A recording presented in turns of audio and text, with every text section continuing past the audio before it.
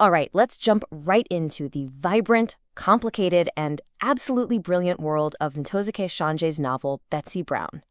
We're heading back in time to St. Louis, Missouri to the summer of 1959.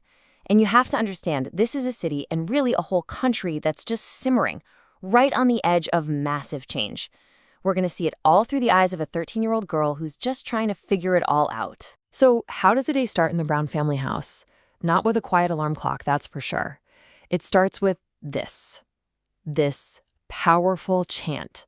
It's Betsey's dad, Greer, marching through the house with his conga drum, literally drumming the sense of pride, of purpose, and of relentless struggle into his kids before they've even had breakfast. It just perfectly sets the stage for everything to come. So let's meet the girl at the center of this morning ritual. This is Betsey Brown. And at 13, she's caught in that wild, confusing space right between being a kid and becoming an adult. She's got this huge imagination, she's watching everything, and she's trying to find her own voice in a house that is already overflowing with noise and big opinions. And when I say overflowing, I mean it's just pure, beautiful chaos. You've got 5 kids, a grandmother living with them. The air is just thick with arguments. But get this, they're not just fighting over who gets the TV. They're debating everything from cartoons to the school integrations down in Little Rock. This house is basically the entire national debate happening right there around the dinner table. And Greer's morning routine doesn't stop with the drumming, oh no. He actually formalizes it with a quiz. Every single morning, he's arming his kids with cultural knowledge, with a deep, deep sense of their history. He's asking about blues music, African history, world politics. He's connecting them to this huge global movement of Black liberation, from the music in their own city all the way to a newly independent Ghana. And that last answer? Discipline is the hallmark of a mighty people. You see, this isn't trivia. This is about building character. Now, with a father as passionate and clear as Greer, you might think, okay, this is a family with a unified mission. But the reality? It's way more complicated. In fact, the biggest conflict in this whole story plays out right inside their home, through the clashing ideas of Betsey's parents, Jane and Greer. And here it is. This is the philosophical tug-of-war that defines their family. On one side, you have Jane, Betsey's mom.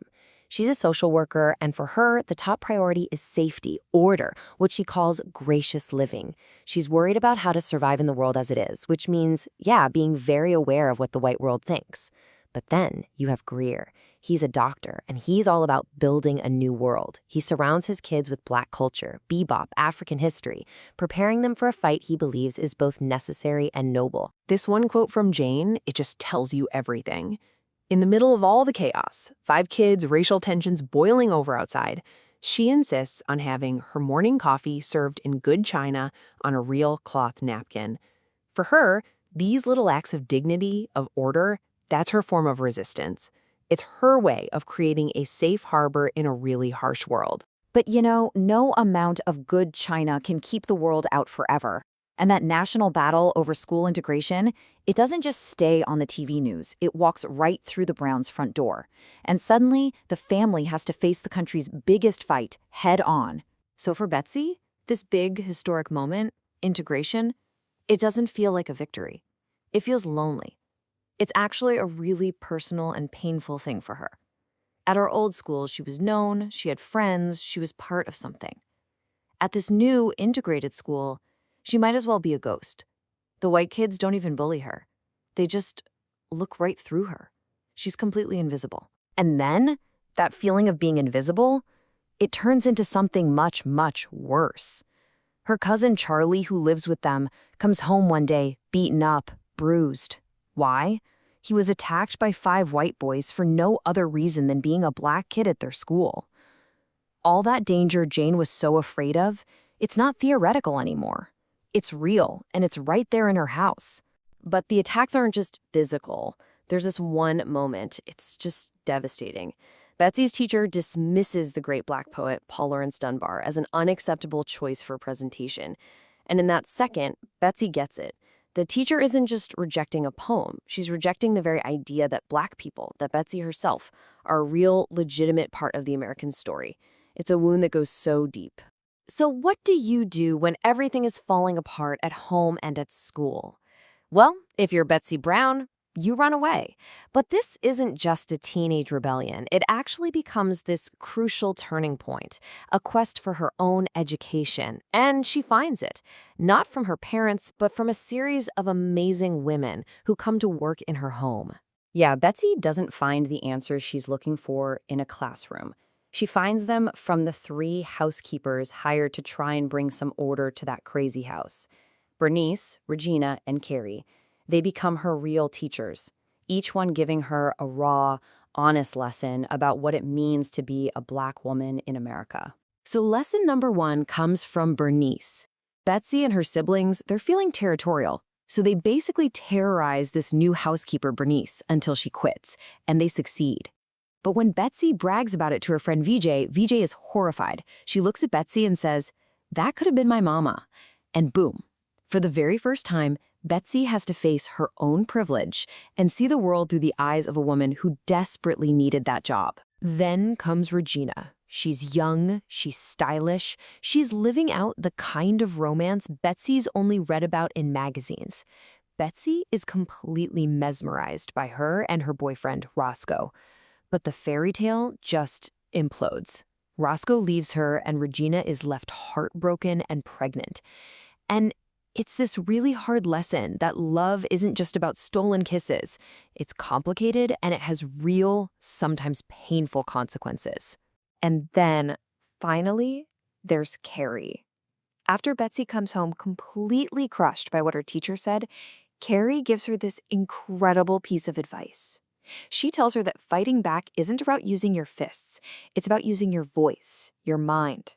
You have to call them out. You have to make them know they've crossed a line. It's an amazing lesson in how to use your dignity as a weapon. So Betsy returns home, armed with these new lessons, this new perspective, only to find her family is about to hit its own breaking point. All that tension that's been simmering between Jane and Greer for years, it is about to boil over, and it forces the whole family to a dramatic and really painful crossroads. Here's the moment it all happens. Greer decides it's time to move from quizzes to action. He announces that the entire family, including the children, is going to go and demonstrate at the segregated Chase Hotel. For him, this is the ultimate civics lesson. But for Jane, it is her absolute worst nightmare. And this is when that philosophical tug-of-war finally just snaps the rope. Jane's protective instinct goes into overdrive. She sees her kids as cannon fodder, and she absolutely refuses to let them be put in danger. But Greer is just as firm. He believes that hiding them from the struggle, from their own fight, would be doing them an even greater harm. It is their struggle, he says, and they have to be there. So Jane is faced with this impossible choice, and she makes a devastating one. If she can't stop Greer from taking her kids into what she sees as the line of fire, then she can't stay and watch it happen. Believing it's the only move she has left, maybe to protect them or maybe just to protect herself from the trauma, she packs a bag and she walks out the door. Which brings us right back to the central question of the entire novel. The book doesn't wrap this up with a neat little bow. Instead, it leaves Betsy standing right there at that intersection. The intersection of her parents' broken marriage, of a nation fighting with itself, and of her own messy, complicated journey into becoming a woman. It's a powerful, unforgettable look at how we're shaped not just by who we are, but by the turbulent, world-changing times we live in.